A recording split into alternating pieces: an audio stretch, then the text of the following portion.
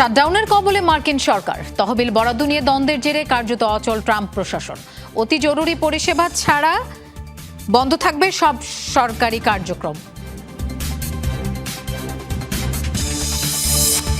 আলোচিত সেনা সমাবেশে নিজের প্রশংসা নিজেই করলেন প্রেসিডেন্ট ট্রাম্প। নারী বিদ্বেষী মন্তব্য করে বিতর্কের জন্ম দিলেন প্রতিরক্ষামন্ত্রী হেগসেথ।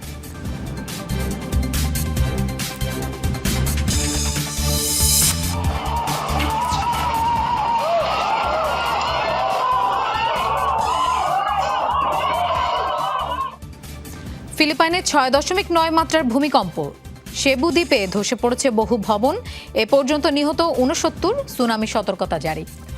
বডি শেমিং আর নারী বিদ্বেষী মন্তব্য করে বিতর্কে জন্ম দিলেন মার্কিন প্রতিরক্ষামন্ত্রী পিট হেগসেথ। মঙ্গলবার ভার্জিনিয়ায় 3 বাহিনীর জমায়েতে দেয়া বক্তব্যে সামরিক কর্মকর্তাদের পেশাদারিত্ব আর শারীরিক ফিটনেস নিয়ে সমালোচনা করেন তিনি। মোটা জেনারেলদের দেখা বিরক্তিকর কিংবা সামরিক বিভাগে নারীদের নিয়োগও পুরুষের মানদণ্ডে হওয়া উচিত, এমন সব মন্তব্য করেন হেগসেথ। মার্কিন সামরিক কর্মকর্তাদের নিয়ে আয়োজিত বিশেষ সমাবেশে আক্রমণাত্মক ভঙ্গিতে দেখা গেল প্রতিরক্ষামন্ত্রী পিট হেগসেথকে। বক্তব্যের পুরোটার সময় মঞ্চের এই প্রান্ত থেকে ও প্রান্তে হেঁটেছেন সাবেক এই টেলিভিশন উপস্থাপক।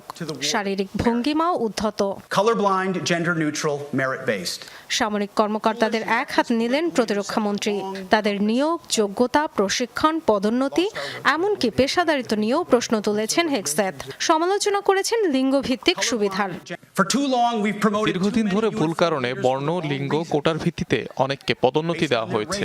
বোকা এবং বেপরোয়া রাজনৈতিক নেতারা ভুল দিক নির্দেশনা দিয়েছে এবং আমরা পথ হারিয়েছি। কিন্তু আর নয়, অপেশাদারিত্বের যুগ শেষ। সামরিক কর্মকর্তাদের শারীরিক ফিটনেস নিয়েও কটু কথা শুনিয়েছেন হেগসেথ। সমালোচনা করেছেন স্থূল দেহের অধিকারী সেনাদের নিয়ে।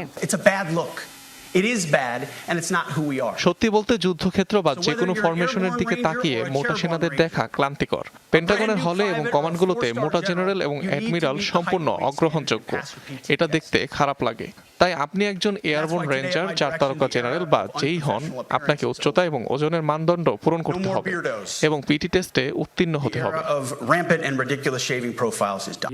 সেনাবাহিনীতে নারীর অংশগ্রহণ পুরুষের শারীরিক মানদণ্ডে হওয়া উচিত, এমন মন্তব্য করেছেন হেগসেথ।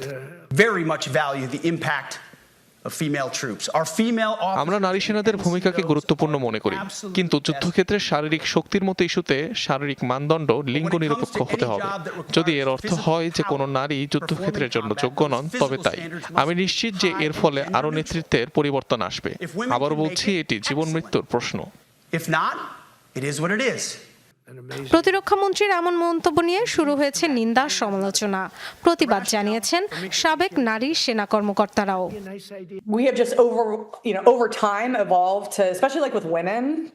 আমরা এমন একটা জাতি যারা যুদ্ধে সব স্বেচ্ছাসেবকদের নিয়ে লড়তে চাই, এবং আমাদের উচিত প্রতিটি সক্ষম মার্কিনী যারা তাদের দেশের সেবা করতে ইচ্ছুক তাদের সুযোগ দেওয়া। বাহিনীতে আরো বেশি সংখ্যক নারী এসেছেন, অনেকে শীর্ষ পদে আরোহণ করেছেন। তাদের পুরুষের মতোই প্রতিযোগিতা করতে হয়েছে। নারীরা বিশেষ সুবিধা পাচ্ছেন এমন ধারণা মোটেও সত্য নয়।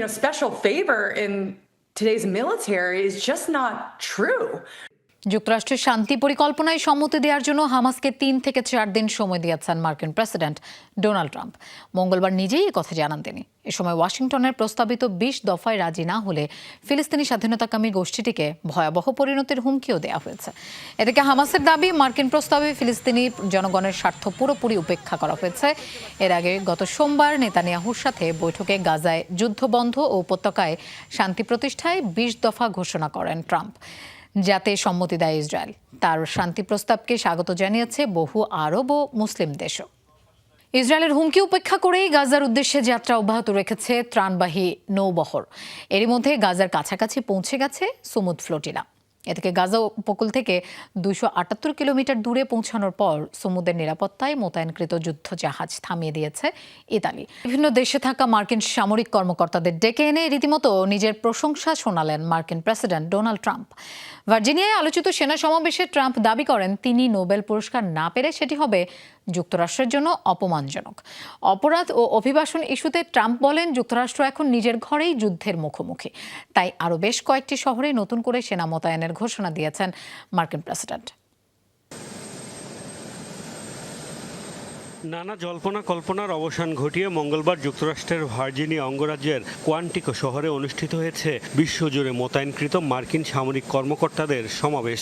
দীর্ঘ 1 ঘন্টা 10 মিনিটের বেশি সময় ধরে দেয়া ভাষণে বিভিন্ন ইস্যুতে কথা বলেন প্রেসিডেন্ট ডোনাল্ড ট্রাম্প। তিন বাহিনীর জেনারেল ও অ্যাডমিরালদের সামনে দেয়া বক্তব্যে আরও একবার নিজের ঢোল নিজে পেটালেন মার্কিন প্রেসিডেন্ট। দাবি করেন তিনি নোবেল পাওয়ার যোগ্য। তার বদলে অন্য কাউকে দেওয়া হলে সেটি হবে যুক্তরাষ্ট্রের জন্য অপমানজনক। আমি 7টি যুদ্ধ থামিয়েছি, এজন্য আমি কি নোবেল পুরস্কার পাবো? উত্তর হচ্ছে না। তারা এটা এমন একজনকে দেবে যে কিছুই করেনি। এমনটা হলে তা হবে আমাদের দেশের জন্য বড় অপমান। আমি চাই এটা আমার দেশ পাক। আইন শৃঙ্খলা নিয়ন্ত্রণে শিকাগো, নিউ ইয়র্ক সহ আরো কয়েকটি বড় শহরে নতুন করে সেনা মোতায়েনের ঘোষণা দিয়েছেন মার্কিন প্রেসিডেন্ট। অপরাধ ও অভিবাসন ইস্যুতে কথা বলতে গিয়ে ট্রাম্প দাবি করেন অভ্যন্তরীণ যুদ্ধের মুখোমুখি এখন যুক্তরাষ্ট্র। উগ্র বামপন্থী ডেমোক্রেটরা নিউ ইয়র্ক, শিকাগো সহ যে শহরগুলোর ক্ষমতায়, সেগুলো এখন খুবই অনিরাপদ হয়ে পড়েছে। আমি একে একে সবগুলো ঠিক করে ফেলবো। এখানে উপস্থিত অনেকেই আমার এই গুরুত্বপূর্ণ কাজের অংশ হতে চলেছে। এটি একটি যুদ্ধ, ঘরের শত্রুদের সাথে যুদ্ধ। শান্তি প্রতিষ্ঠায় শক্তি প্রয়োগের পক্ষে নিজের অবস্থান তুলে ধরেন ট্রাম্প। সাবেক প্রেসিডেন্ট জো বাইডেনের সমালোচনা করে তৎকালীন সরকারকে অযোগ্য আখ্যা দেন তিনি। শক্তি প্রয়োগের মাধ্যমে শান্তি প্রতিষ্ঠার সাক্ষী হচ্ছে আমরা। আমেরিকা আবারও দেশ হিসেবে সম্মান আদায় করেছে। বাইডেনের সময় কেউ আমাদের সম্মান করত না। রাশিয়া ইউক্রেন যুদ্ধ বন্ধে ব্যর্থ হয়ে রুশ প্রেসিডেন্ট ভ্লাদিমির পুতিনের উপর বিরক্তি প্রকাশ করেছেন যুক্তরাষ্ট্রের রাষ্ট্রপ্রধান। দোষ চাপিয়েছেন বাইডেন প্রশাসনের ঘাড়েও। বলেন, বিগত সরকারের আমলে আফগানিস্তান থেকে বিশৃঙ্খলভাবে সেনা প্রত্যাহারের কারণেই ইউক্রেনে হামলা চালাতে উৎসাহিত হয়েছেন পুতিন। অনির্দিষ্টকালের জন্য শাটডাউনের কবলে পড়ল যুক্তরাষ্ট্র। তহবিল বরাদ্দ নিয়ে দ্বন্দ্বের জেরে মার্কিন সিনেটের শেষ মুহূর্তের ভোটাভুটিতে বাতিল হলো সাময়িক বিল। এর ফলে বুধবার প্রথম প্রহর থেকেই কার্যকর হলো শাটডাউন। অতি জরুরি পরিষেবা ছাড়া বন্ধ থাকবে সব সরকারি কার্যক্রম। বেতন আটকে যাবে লাখ লাখ সরকারি কর্মীর। মঙ্গলবার ছিল যুক্তরাষ্ট্রের অর্থ বছরের শেষ দিন, অর্থাৎ মার্কিন সরকারের জন্য বরাদ্দকৃত তহবিলের মেয়াদেরও শেষ দিন। কিন্তু কংগ্রেসে বাজেট নিয়ে দ্বন্দ্বের সমাধান হয়নি শেষ মুহূর্তেও। সিনেটের রিপাবলিকানদের সাময়িক তহবিল বিলে 60 জনের ভোট প্রয়োজন থাকলেও 53-47 ভোটে প্রত্যাখ্যাত হয় বিলটি। এর ফলে অবধারিতভাবেই শাটডাউনের কবলে পড়তে হলো যুক্তরাষ্ট্রকে। অনির্দিষ্টকালের জন্য অচল হয়ে পড়ল মার্কিন সরকারের কার্যক্রম। এমন পরিস্থিতিতে একে অপরকে দোষারোপ করছে রিপাবলিকান ও ডেমোক্রেট সদস্যরা। হাউস ব্যবস্থা নিয়েছে, প্রেসিডেন্টও বিলে স্বাক্ষরে প্রস্তুত, অথচ ডেমোক্রেটদের জন্য এই পরিস্থিতি। মাত্র 8 জন ডেমোক্রেটের সমর্থন দরকার ছিল বিল পাশে। ডেমোক্রেটরা শাটডাউন চায় না। আমরা রিপাবলিকানদের সাথে বিকল্প একটি পথ খুঁজতেও প্রস্তুত ছিলাম। রিপাবলিকান নেতাদের সাথে আলোচনায় হোয়াইট হাউসে গিয়েছি। তখনই স্পষ্ট হয়ে গেছে প্রেসিডেন্ট উপলব্ধিই করছেন না মার্কিনীদের কত বড় ক্ষতি করছেন। শাটডাউন নিয়ে অবশ্য খুব একটা বিচলিত নন ডোনাল্ড ট্রাম্প। উল্টো গণছাঁটাইয়ের হুমকিও দিয়েছেন তিনি। তহবিল বন্ধ হয়ে যাওয়ার জন্য ডেমোক্রেটদের দায়ী করেন মার্কিন প্রেসিডেন্টও। অনেক সরকারি কর্মীর বেতন আটকে যেতে পারে, আর এটা কেবল ডেমোক্রেটদের জন্য।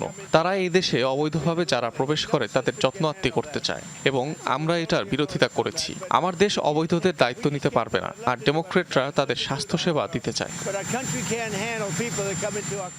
যুক্তরাষ্ট্রের শাটডাউনের অর্থ হলো সরকারি তহবিল বন্ধ হয়ে যাওয়া।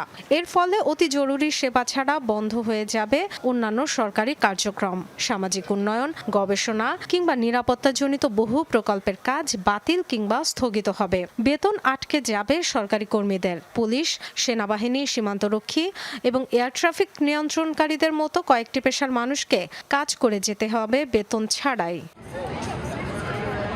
এর আগে 2018 সালে প্রেসিডেন্ট হিসেবে ডোনাল্ড ট্রাম্পের প্রথম মেয়াদে 35 দিনের জন্য অচল হয়ে পড়েছিল মার্কিন প্রশাসন। এখন পর্যন্ত যুক্তরাষ্ট্রের ইতিহাসে সেটাই সবচেয়ে বড় শাটডাউন।